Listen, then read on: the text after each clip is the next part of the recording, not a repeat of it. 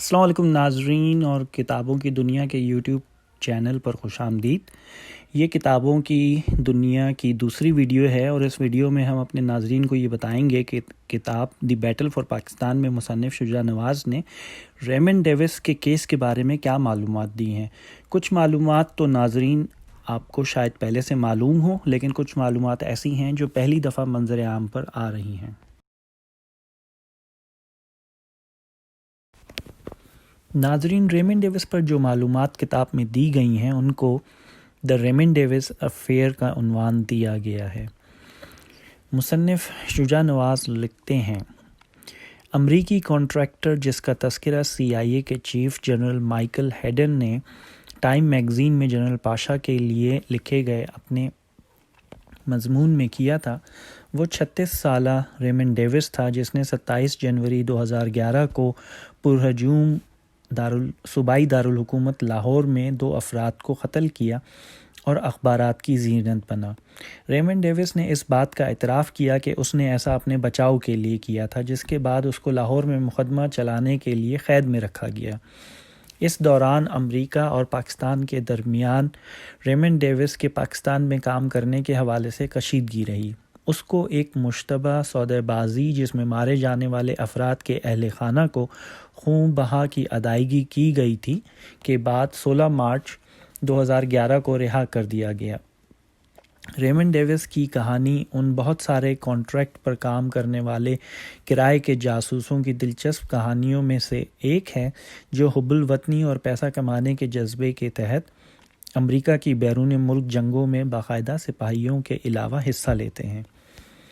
امریکہ کی ایک سرکردہ امپلائمنٹ ایجنسی کے مطابق US اسپیشل فورس کے ایک سپاہی کی اوسط آمدنی $67,326 سالانہ ہے۔ 2006 کی امریکی کانگریس کی ایک ریسرچ سروس رپورٹ کے مطابق ایک امریکی سپاہی کو عراق میں فیلڈ میں رکھنے کا خرچہ تقریباً $4 لاکھ سالانہ تھا، جبکہ بعد میں یہ اعداد و شمار 6 لاکھ سے لے کر $1.3 ملین تک سالانہ تک پہنچ گئے، جبکہ یہی کام اگر سویلین کانٹریکٹر سے لیا جائے تو 2 لاکھ یا اس سے کم خرچہ آئے گا۔ ریمنڈ ڈیوس جنوب مغربی ورجینیا کے ایک چھوٹے قصبے بگ سٹون گیپ میں پیدا ہوا۔ اس کے والد کا تعلق کانکنی سے تھا، جس میں کام کے دوران ایک 700 پاؤنڈ وزنی پتھر نے اس کی کمر کو 3 جگہ سے توڑ دیا تھا۔ اپنی گریجویشن کے بعد اس نے میرین میں جانے کی ناکام کوشش کی تھی۔ ایک آرمی ریکروٹر نے جس نے اس کا امتحان لیا تھا اس کو تجویز کیا کہ وہ آرمی فیلڈ میڈک بن جائے۔ 18 سال کی عمر میں اس نے فورٹ بیننگ جارجیا تربیت حاصل کرنے کے لیے جانے میں کامیابی حاصل کر لی۔ کوئی 4 سال بعد وہ تربیت حاصل کر کے ایلیٹ اسپیشل فورسز کا حصہ بنا، لیکن پھیپھڑوں کو لگنے والی ایک چوٹ نے اسے ڈسیبلٹی کی عارضی فہرست پر آنے پر مجبور کر دیا۔ اس کے بعد وہ اپنی گرل فرینڈ ریبیکا کے ساتھ لیکسنگٹن کینٹکی آ گیا، جہاں اس نے ایسٹرن کینٹکی یونیورسٹی میں ایسٹ پروٹیکشن اینڈ سیکیورٹی کے کورس میں داخلہ لیا۔ جب وہ صحت یاب ہوا تو اسپیشل فورسز اس کو واپس لینا نہیں چاہتے تھے۔ ریمنڈ ڈیوس کی پہلی بیرون ملک اسائنمنٹ 2004 میں امریکی حکومت کی ایک بڑی کانٹریکٹر ڈائن کارپ انٹرنیشنل کے ساتھ افغانستان میں تھی، جہاں دوسری چیزوں کے علاوہ اسے صدر کرزئی کے حفاظتی دستے کے ساتھ بھی کام کرنا تھا، جس کے لیے اسے $600 ایک دن کے ادا کیے جاتے تھے۔ وہاں اس کو کراس بونز کہا جانے لگا۔ اس نے 2009 سے 2011 کے دوران امریکی قونصل خانہ پشاور، امریکی سفارت خانہ اسلام آباد اور پھر آخر میں امریکی قونصل خانہ لاہور کے لیے بطور سیکیورٹی کانٹریکٹر کام کیا۔ ریمنڈ ڈیوس کو شروع میں واشنگٹن میں پاکستانی سفارت خانے نے 2008 میں کم مدت کا ویزا پاسپورٹ نمبر 9100138853 پر جاری کیا تھا۔ یہ ایک سنگل انٹری 3 مہینے کی مدت کا ویزا تھا۔ حسین حقانی نے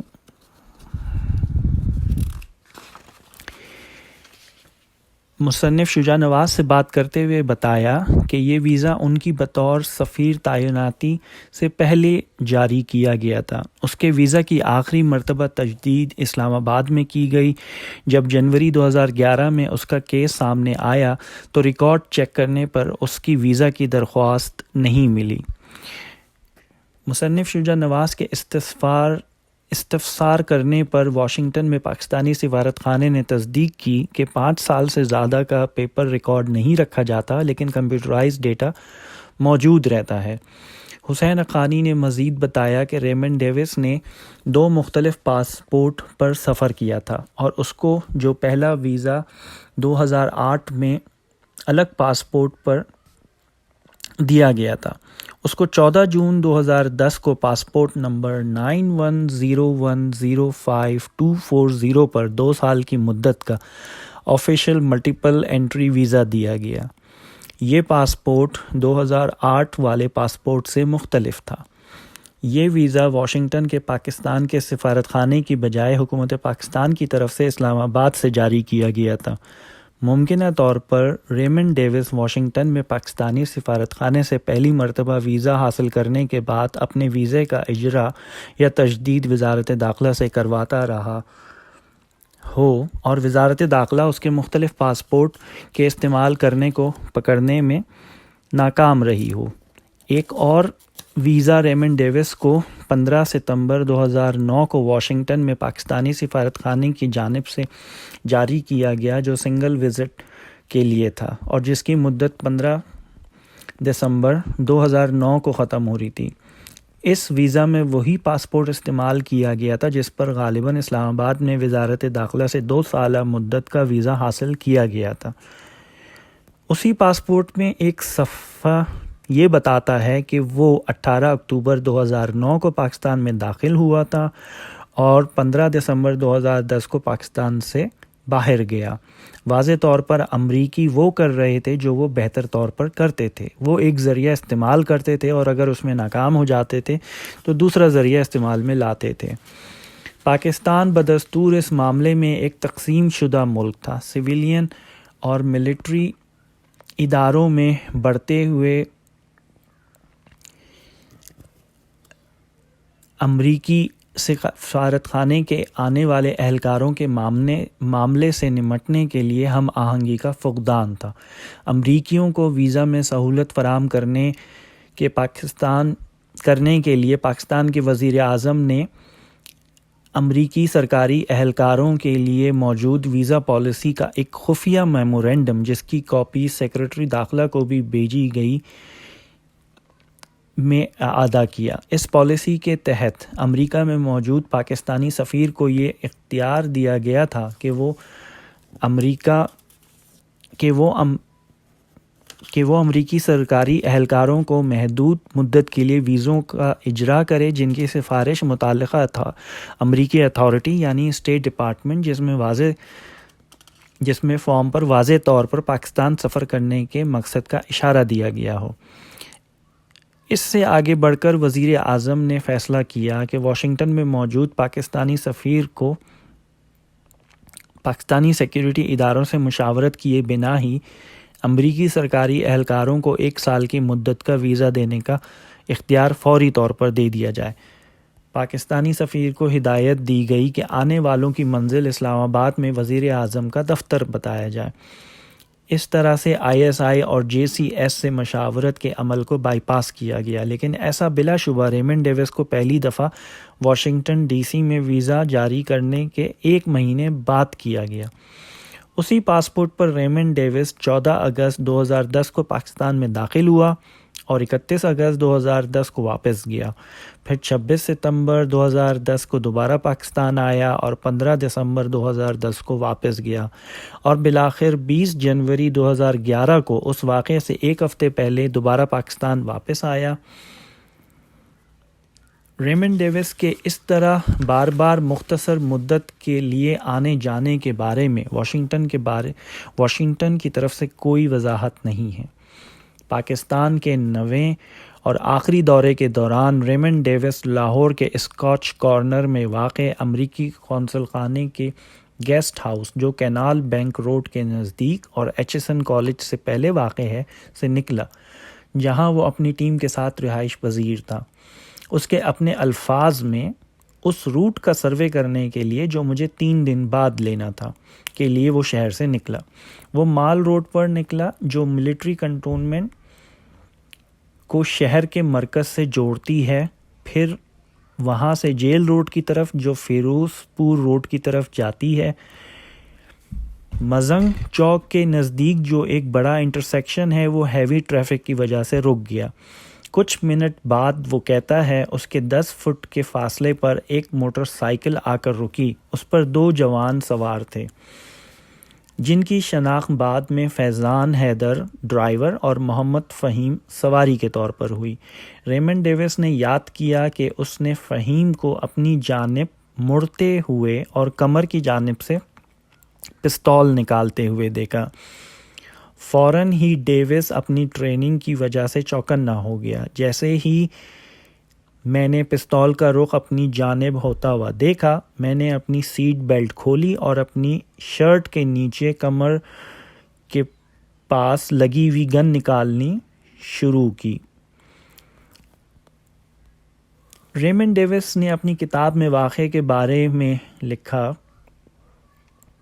اس نے اپنی نئی گن گلاک 17 سنبھالی اور گاڑی میں ہی بیٹھے بیٹھے ونڈ اسکرین کے اندر سے ہی فائرنگ شروع کر دی اور فہیم اور حیدر کو چند سیکنڈوں میں ہی مار دیا. پھر اس نے اپنی گن ہولسٹر میں واپس رکھی، گاڑی سے باہر نکلا اور اپنا کیمرہ باہر نکالا اور ان دونوں کی تصویریں لینی شروع کیں. وہ کہتا ہے کہ وہ بھاگا نہیں کہ آس پاس شوٹنگ ہونے کے باوجود ایک سکون تھا. پھر یہ کہ قونصل خانہ 3 میل کے فاصلے پر تھا اور اس کی گاڑی ٹریفک میں پھنسی ہوئی تھی. ڈیوس کے مطابق فہیم روسی ساختہ ٹوکا ریف استعمال کر رہا تھا جو پاکستان میں عام ہے. وہ پھر اپنی گاڑی میں واپس جا کر بیٹھ گیا، دروازے لاک کیے اور مدد حاصل کرنے کے لیے اپنے بیس کیمپ ریڈیو پیغام بھیجا. امریکی قونصل خانے کے عملے نے موقع واردات پر پہنچنے کی کوشش کی، لیکن اس دوران ریمنڈ ڈیوس کو تھانے منتقل کیا جا چکا تھا. وہاں پہنچنے کی جلدی میں وہ ایک یک طرفہ راستے پر غلط سمت میں چلے اور ایک موٹر سائیکل سوار کو کچل دیا. انہوں نے سفارتی استثناء حاصل کرتے ہوئے قونصل خانے میں پناہ لی اور ان کا سراغ نہیں لگایا جا سکا اور نہ ہی ان پر مقدمہ چلایا جا سکا. ڈیوس کو پولیس نے پکڑا اور فوج کے حوالے کر دیا جو اسے لاہور کے کنٹونمنٹ لے گئے. ریمنڈ ڈیوس کا واقعہ فوراً ہی امریکہ اور پاکستان کے درمیان سفارتی تنازع کی شکل اختیار کر گیا. امریکہ کا موقف تھا کہ ڈیوس ایک سفارتکار ہے، پاکستان اس سے اتفاق نہیں کرتا تھا. ریمنڈ ڈیوس نے اپنی کتاب کے صفحہ نمبر 90 پر واضح طور پر لکھا ہے، میری ذمہ داریوں میں اسٹیٹ ڈپارٹمنٹ کے اہلکاروں کی حفاظت کرنا تھا. کیا یہ بات مجھے سفارتکار کا درجہ دیتی ہے؟ یقیناً نہیں. یہ معلومات ہو سکتا ہے ریمنڈ ڈیوس نے اپنے CIA یا کسی اور جاسوسی ایجنسی سے تعلق کو چھپانے کے لیے ڈالی ہو. کاغذات پاکستان کے موقف کی حمایت کرتے تھے. وہ وزارت خارجہ کی تسلیم شدہ سفارتی عملے کی فہرست میں شامل نہیں تھا، خاص طور پر اس کے لاہور قونصلیٹ کے تعلق سے حوالے سے. امریکی سفارت خانے نے اسے اپنی بیوروکریٹک غلطی بتایا. ریمنڈ ڈیوس کے درجے کو لے کر پاکستان میں اندرونی بحث شروع ہو گئی. پی کے وزیر خارجہ شاہ محمود قریشی نے اصرار کیا کہ پاکستان ریمنڈ ڈیوس پر مقدمہ چلانے کے اپنے موقف پر قائم ہے۔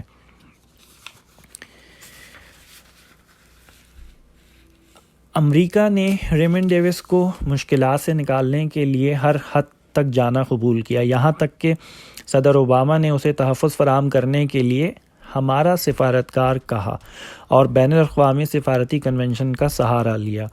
ABC نیوز نے اس خبر کو 15 فروری 2011 کو اس طرح سے شائع کیا: صدر باراک اوباما نے پہلی دفعہ اس بین الاقوامی معاملے میں جس نے امریکی اہلکار کو گھیرے میں لیا ہوا ہے میں مداخلت کی اور ریمنڈ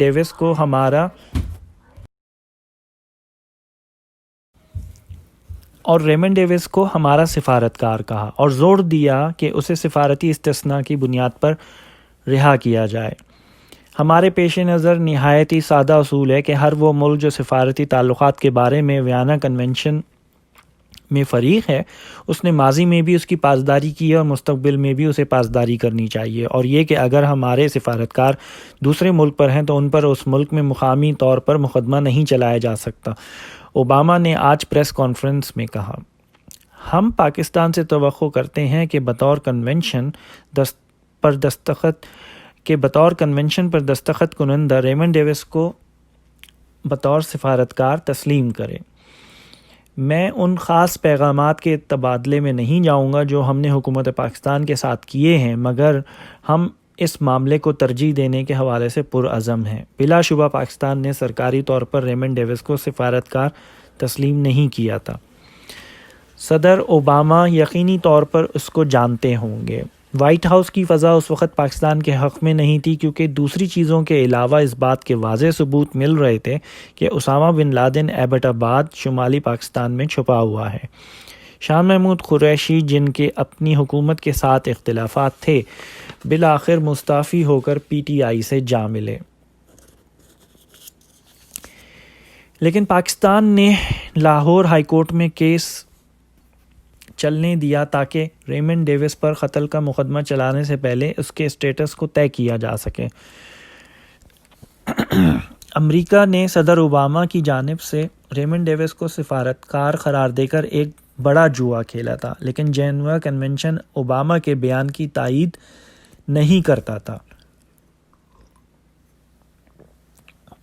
جیسے کہ ایک غیر جانبدار برطانوی تجزیہ کار کریگ مرے نے گارجین اخبار میں اپنے مضمون "the CIA agent is no diplomat" میں نشاندہی کی۔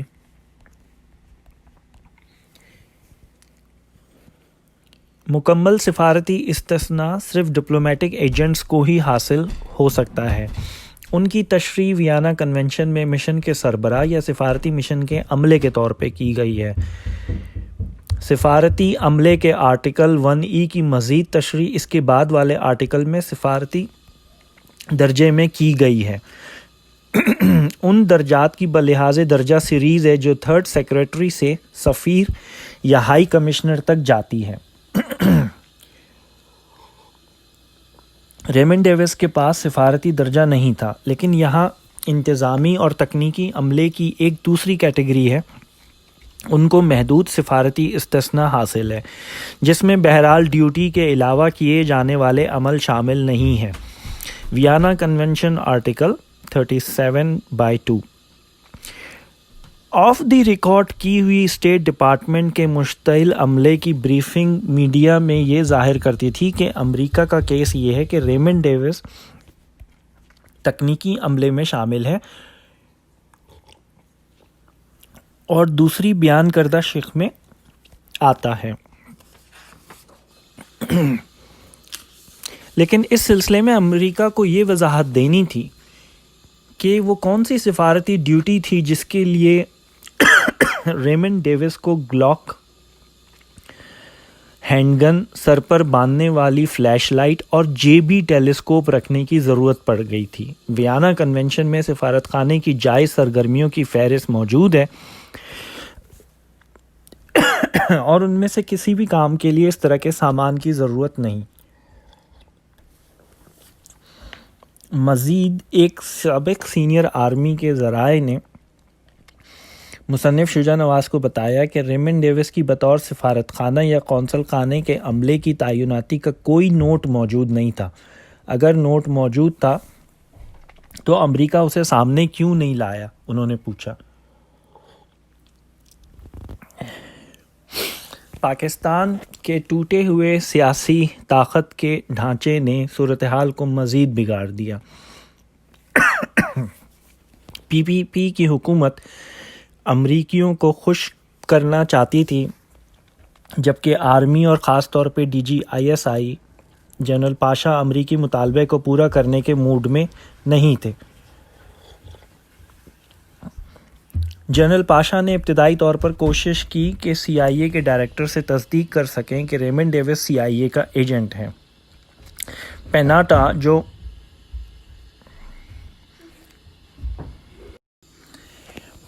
جو پہلے ہی اسامہ بن لادن کے مسئلے پر مشتمل تھے، انہوں نے ریمنڈ ڈیوس کے سی آئی اے کے ایجنٹ ہونے کی تصدیق کرنے سے انکار کر دیا۔ جنرل پاشا نے ان کے رویے سے مایوس ہو کر ریمنڈ ڈیوس کے خلاف لاہور میں کیس چلانے کی اجازت دے دی۔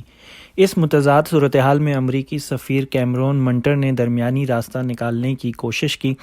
حسین حقانی، جنہوں نے اپنی ابتدائی تعلیم مذہبی اسکول میں حاصل کی تھی، دعویٰ کرتے ہیں کہ انہوں نے یہ خیال پیش کیا تھا کہ اس سلسلے میں دیت کے اسلامی شرعی قانون سے کام لیا جائے اور مقتولین کے وارثوں کو خون بہا دیا جائے۔ منٹر نہیں سمجھتے کہ یہ خیال واشنگٹن یعنی حسین حقانی کی طرف سے آیا تھا۔ جو بھی تھا، ریمنڈ ڈیوس کی قید جاری تھی۔ کیس شروع ہوا۔ دیت کی ادائیگی کرنا، جو ایک طرح سے تاوان ادا کرنے کے مترادف تھا، امریکی پالیسی سے متصادم تھا۔ یہ امریکہ کی سرکاری پوزیشن تھی۔ پردے کے پیچھے جنرل پاشا طول پاتے ہوئے مقدمے کے حل کی صورتوں کا جائزہ لے رہے تھے، جس کے لیے عدالتی نظام کی بھی مدد لینی تھی۔ دیت کی رقم کی فراہمی کے حوالے سے افواہیں گرم تھیں۔ کچھ لوگوں کے خیال میں اس کے لیے رقم ملک ریاض، جو ایک بہت بڑے اور کامیاب ریئل اسٹیٹ ڈیولپر ہیں اور جن کے آرمی سمیت تمام سیاسی جماعتوں کے ساتھ مضبوط تعلقات ہیں، نے فراہم کی، مگر اس کی سرکاری سطح پر کبھی تصدیق نہیں کی گئی۔ ان سب سے قطع نظر، ریمنڈ ڈیوس کے جیل میں 4 مہینے قید میں رہنے کے بعد ایک معاہدہ طے پا گیا۔ ایک موقع پر فروری کے وسط میں سینٹ کی خارجہ تعلقات کی کمیٹی کے چیئرمین سینیٹر جان کیری بھی معاہدے میں مدد کرنے کے لیے پاکستان آئے۔ خاص طور پر اس دوران پاکستان میں ڈرون حملے بند کر دیے گئے۔ 16 مارچ کو وہ عدالت جو ریمنڈ ڈیوس پر قتل کا مقدمہ چلانے سے پہلے اس کا سٹیٹس پتہ کرنے کے لیے لگائی گئی تھی کو اچانک شریعہ کورٹ میں تبدیل کر دیا گیا۔ ریمنڈ ڈیوس کو امریکی کونسل جنرل جو اس سے رابطے میں تھیں، امریکی کونسل جنرل کارمیلا کونرائے جو اس سے رابطے میں تھیں، نے حالات کے بارے میں آگاہی دی۔ دونوں مقتولین کی نمائندگی کرتے وارثین اور ایک مقتول کی بیوی، جس نے مبینہ طور پر خودکشی کی کوشش کی تھی، نمناک آنکھوں کے ساتھ عدالت میں موجود تھے۔ ہر ایک نے ایک کاغذ پر دستخط کیے کہ وہ ریمنڈ ڈیوس کو مزنگ چوک پر ہونے والے قتل پر معاف کرتے ہیں۔ ہر ایک کو $1,30,000 ملے۔ ریمنڈ ڈیوس ایک فلائٹ پر کابل جانے کے لیے آزاد تھا۔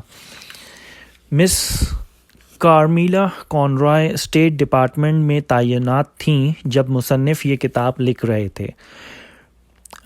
مصنف نے مس کارمیلا کونرائے کو تحریری سوالات بھیجے جن کے جوابات دینے کی انہوں نے حامی بھری تھی۔ ان کے مطابق انہوں نے جوابات اسٹیٹ ڈپارٹمنٹ کے پریس آفس کو کلیئرنس اور مصنف کو بھجوانے کے لیے دے دیے تھے۔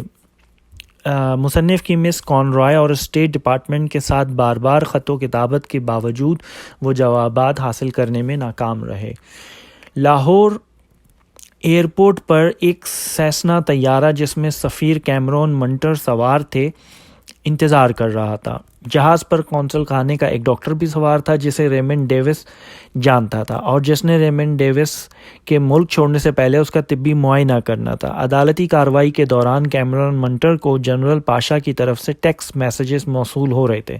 اگرچہ یہ واضح نہیں ہے کہ اس وقت جنرل پاشا عدالت میں موجود تھے یا نہیں، جیسا کہ بعد میں ریمنڈ ڈیوس نے اپنی کتاب اور بعض دوسرے ذرائع نے دعویٰ کیا ہے، یہ بھی ممکن ہے کہ وہ کمرہ عدالت سے موصول ہونے والے معلومات سے کیمرون منٹر کو آگاہ کر رہے ہوں۔ عدالت میں بھی کسی نے جنرل پاشا کو نہیں دیکھا۔ ایک سینئر ملٹری آفیسر نے مجھے کنفرم کیا کہ اس دن جنرل پاشا کورٹ میں نہیں تھے۔ قطع نظر اس کے جنرل پاشا اور کیمرون منٹر نے ریمنڈ ڈیوس کی رہائی میں کلیدی کردار ادا کیا۔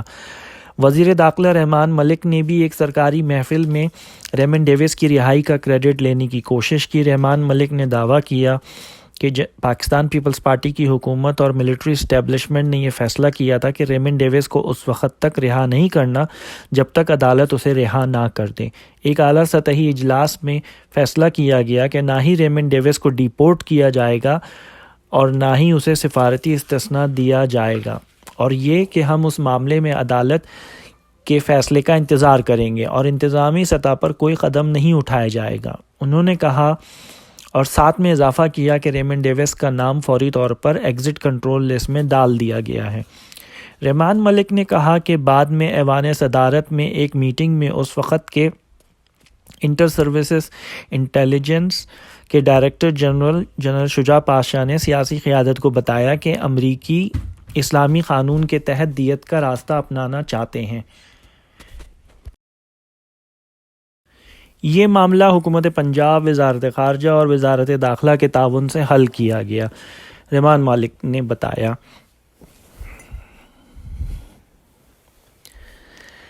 لاہور کی عدالت کا فیصلہ اس سلسلے میں اہم مگر پیچیدہ معلومات دیتا ہے کہ کس طرح ریگولر پینل کوڈ کے تحت قتل کے کیس کی عدم موجودگی میں شریعہ کے قانون کا استعمال کیا گیا اور ریمنڈ ڈیوس کو بری اور رہا کروایا گیا۔ مسلم لیگ نون کی صوبائی حکومت نے اس سلسلے میں وفاقی حکومت سے تعاون نہیں کیا جس کی وہ سیاسی مخالف تھی۔ صوبائی اور وفاقی حکومت کے درمیان رابطے کے فقدان اور سول اور ملٹری انتظامیہ کے درمیان خلیج نے ریمنڈ ڈیوس کے مسئلے کے حل کو التوا میں ڈالا۔ امریکہ کی طرف CIA اور امریکی سفیر کیمرون منٹر کے درمیان ڈرون حملے کے معاملے پر کھچاؤ رہا۔ منٹر ڈرون حملوں کو روکے رکھنا چاہتے تھے جبکہ CIA ڈرون حملے کرنا چاہتی تھی۔ CIA کے سامنے اسامہ بن لادن کا بھی مسئلہ تھا اور وہ جنرل پاشا اور ISI کو کوئی رعایت دینے کے لیے تیار نہیں تھے۔ جیسے ہی سینیٹر جان کیری پاکستان سے واپس گئے، CIA نے ڈرون حملے دوبارہ شروع کر دیے۔ حالات واپس اسی نہج پر آ گئے تھے، عدم اعتماد اور رنجش سے بھرے تعلقات۔ 2011 کی ہولناکی جاری تھی جس کی وجہ سے پاک امریکہ تعلقات پر گہرے سائے چھائے ہوئے تھے۔ ناظرین، ریمنڈ ڈیوس کے کیس کے بارے میں معلوماتی ویڈیو دیکھنے کا شکریہ۔ آئندہ کسی نئی معلومات کے ساتھ حاضر ہوں گے۔ اگر آپ کو یہ ویڈیو پسند آئی ہو تو اس کو لائک کیجیے اور اس کو شیئر کیجیے۔ ملتے ہیں پھر کچھ عرصے بعد۔